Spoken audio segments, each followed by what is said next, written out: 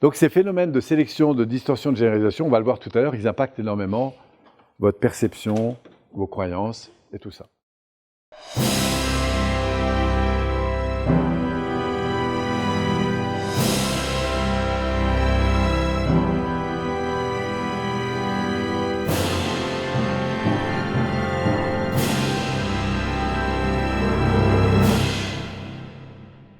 Alors maintenant, comment ça bouge un état interne? Il y a deux axes majeurs. En termes de PNL, on a un axe constitué comme un axe d'intensité. En haut, on va parler de haute énergie, HE, et en bas, on va parler de basse énergie, BE. Ça veut simplement dire que là, vous avez le système cardiaque et respiratoire qui va augmenter, et ici, il va ralentir. D'accord? Après ça, il y a un deuxième axe. C'est soit je vais être dans de l'inconfort émotionnel, soit dans du confort émotionnel. Ok? Dit autrement ici, je suis dans des sentiments intérieurs que je vais définir comme étant un peu négatifs. Ils ne sont pas négatifs en soi, on va le voir pourquoi, mais ils sont en tout cas en moins, alors que de l'autre côté, je vais être en plus, en bien-être. Là, je serai dans du bien-être, là, je vais être dans du mal-être. Alors, il y a deux façons, deux grands plans. Si vous êtes en haute énergie, et dans le mal-être, à votre avis, quelles sont les alertes émotionnelles, les indicateurs, les voyants rouges qui vont s'allumer ici? Haute énergie, plutôt négative. Le premier ici, vous. À votre avis, c'est quoi? Alors, le stress, oui, c'est une réaction physiologique, tout à fait.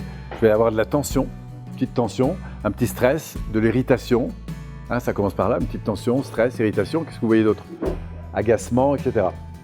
Ça marche? Un petit stress. C'est un stress léger. L'agacement, irritation, petite angoisse forte, là comme ça, hein, une inquiétude forte. Après, si ça continue à monter, qu'est-ce qu'on va trouver en deuxième niveau? Enfin, les choses qui ne vous conviennent pas, que ça commence à vous stresser beaucoup, la colère. Alors, on va trouver ici des sentiments de colère. Pourquoi? Parce que les choses ne se passent pas comme vous avez demandé ou souhaité, etc. D'accord? Et si les éléments ne se passent toujours pas comme vous voulez, que vous sentez que non seulement vous êtes en colère, vous avez le sentiment d'avoir été non respecté, maltraité, etc. Qu'est-ce qui va monter encore? Alors la violence, c'est un comportement, mais le sous-jacent du comportement, ce sera un sentiment de haine, hein, de rage parfois, etc. D'accord? Mais sentez que tout ça, ce sont des alertes émotionnelles, vous êtes d'accord? Il se passe un autre truc, c'est que plus vous êtes dopé à ce genre de truc, plus votre système nerveux a une tendance facile à aller là-dedans. Si vous commencez à être un peu énervé souvent, si vous êtes énervé avec vos enfants, par exemple, vous allez voir, ça devient culturel dans la famille de crier, pourquoi? Parce qu'on est habitué à aller là-dedans. Hein. Si on est en basse énergie, plutôt en basse énergie, qu'est-ce qu'on va trouver plutôt en bas? Ouais. Alors avant la tristesse, la première alerte. Oui, c'est petite déception, ennui, sentiment de perte de mon temps, de mon énergie. Enfin, il y a comme une petite perte ici, qui est là. Donc je m'ennuie, je suis un peu déçu, petite déception.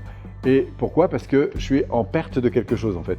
Et au bout d'un moment, je vais me sentir triste. J'aurais aimé partir au restaurant manger, finalement ça ne se fait pas. J'avais un beau vase, le chat l'a cassé, donc du coup je ne l'ai plus. La personne m'a quitté, voire j'ai perdu quelqu'un, hein, donc je suis triste. C'est une manifestation d'une perte, ce qui est différent de la colère, qui est une manifestation d'un truc qui ne se passe pas comme vous voulez. Et du coup, la tristesse, elle va entraîner quoi si je reste là-dedans? Et oui, des formes de déprime, voire de dépression. Parfois, le trop de pression entraîne la dépression. Ok? Et mon devoir est de vous dire que plus une personne va passer du temps là-dedans, plus ça va être facile. C'est comme des places de parking. Plus elle va entrer dedans facilement. Vous savez, on ne fait pas un déprimé du jour au lendemain. Il faut des stratégies. Il y a un savoir-faire spécifique pour être déprimé. Il faut entretenir des sentiments de perte, de tristesse, il faut se raconter des trucs, il faut se mettre dans une posture particulière, il faut entretenir des attitudes particulières, des comportements, des interprétations particulières. C'est comme ça qu'on devient déprimé. Mais c'est pas donné à tout le monde. Hein. C'est des stratégies. Basse énergie positive, ça existe ça? Alors, voilà, reposer, calme, détendu, sérénité, bon, toutes les formes de posture zen. Et là encore, plus on y va souvent, plus le système nerveux, lui, il y va facilement.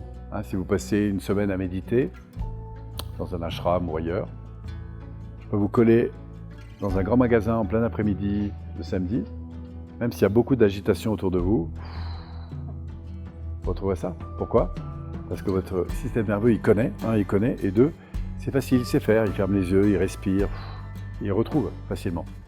Mais si vous n'êtes jamais détendu, bah, votre système nerveux, il ne connaît pas, donc c'est pas un terrain sur lequel il peut aller. Vous comprenez? Donc ça vaut le coup de temps en temps de descendre par là.